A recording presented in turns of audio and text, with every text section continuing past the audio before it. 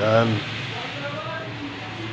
Tingnan nga natin yung dinuluto ng ating chipkok kung talagang ano ba to? Ano yan?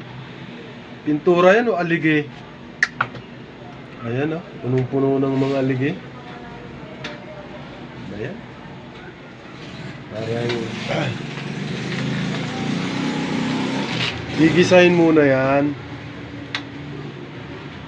Diba? May tanglad o kung ano-anong etc.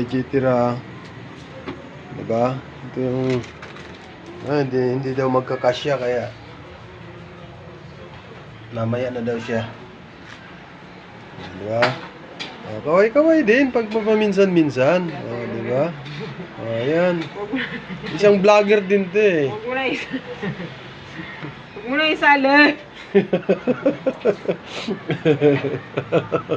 Ayan si Madam